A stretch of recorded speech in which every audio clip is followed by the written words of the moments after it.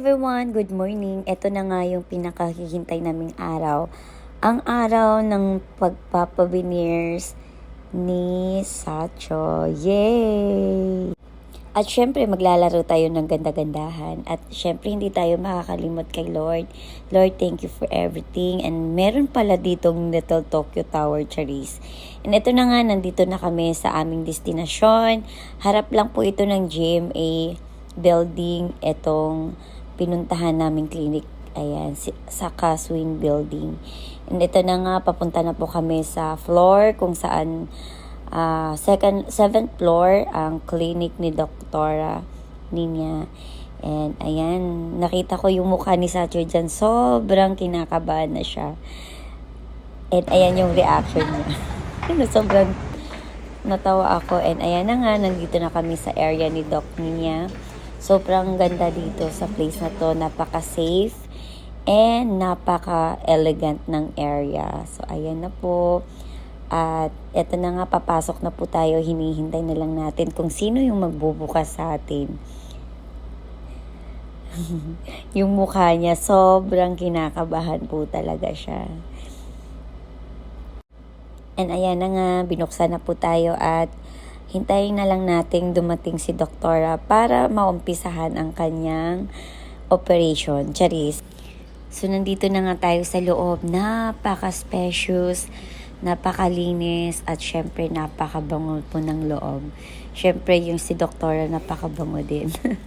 Ayan, so meron silang mga products dito na pwede nyong bilhin after nyong magpabunod or magpa-cleaning or magpa-veneer. So after the process, pwede kayong bumili dyan, and napakaganda ng chandelier sa loob.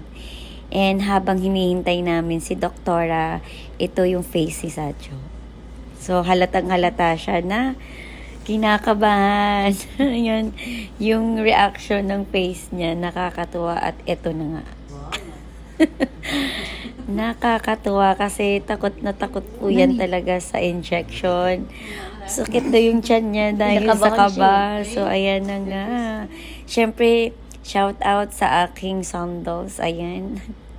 Napakamura lang po niyan. Ayan. So, pumirma ka na dahil akin na lahat ang ari-arian mo. Charis.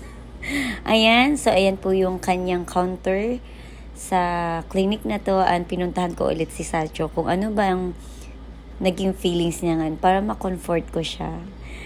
Wala na. And ito na nga, tinawag na siya ni Doktora and napabuntong hininga siya at kinakabahan talaga. So, sabi ni Doktora dyan, hala ka. Ay, thank you Lord. At ito na nga yung moment na hinihintay namin na mapaganda yung ngipin niya. So, nagtatanong siya kung marami bang mga Japanese ang nagpapagawa daw dito. So, ito na nga, chine-check na ni Doc kung anong magandang gawin para sa ngipin niya. And syempre, nandito lang ako sa tabi niya para merong taga-cheer up sa kanya na wag matakot, wag kabahan. Ayan. Dahil after tiis ganda, pogi na. And ito na nga, naglalagay na si Doktora ng anesthesia. So, yan, yung nagpapanik na yung paa niya dahil kinakabahan. And ito na nga. Sobrang galaw ng paa niya. And recommended ko talaga si Doktora para sa inyo dahil sobrang dami ko nang pinuntahang dentist. Sa kanya lang talaga ako naging satisfied and worth it yung pera na gagastusin natin. At ito na nga, may mga binunot siyang ngipin ni Sacho dahil hindi na pwedeng ibalik at ayusin. Charis. At tinahina din niya yung ngipin na pinagbunutan niya para madaling mag-heal. Kasi 5 days lang, ikakabit na yung veneers niya. At ayan na nga, may mga area din na si Sacho na pinasta ni Doc. So, marami talagang naging process. And ito na nga, pinagsukatan na siya para doon sa laboratory para sa kanyang veneers. Tama ba ako? And ayan na nga, tapos na. Napansin namin ni Doc na namumutla si Sacho. And eto na nga. Ayan, sobrang pagod and brave boy. Good job, Sacho. Nakayanan mo yung 3 hours process ng ating tiis ganda. Ayan. And tinur pala ako ni Doc Kulang sa lang kanyang dalawang massage. So, bagong dito clinic siya, sa kabilang area. Ito isang chair. Nasa Marinduque. Malaki yan. So, ito ang ating Ay, room. wow. Oh, Ito diba? yung fine, ano na. Doon sa kabilang room dati. Mm-mm. Tapos ito naman, ito yung facial natin with hair. Dito gagawin yung look facial. Ay, sorry ba? Sobrang ano, Doc, no? Marami Malaki. pong ano room, no? Ito ay Bible study room. Ay, wow. Yan ang importante dyan. Meeting Yes. room, Bible study room, para to Wow. give back.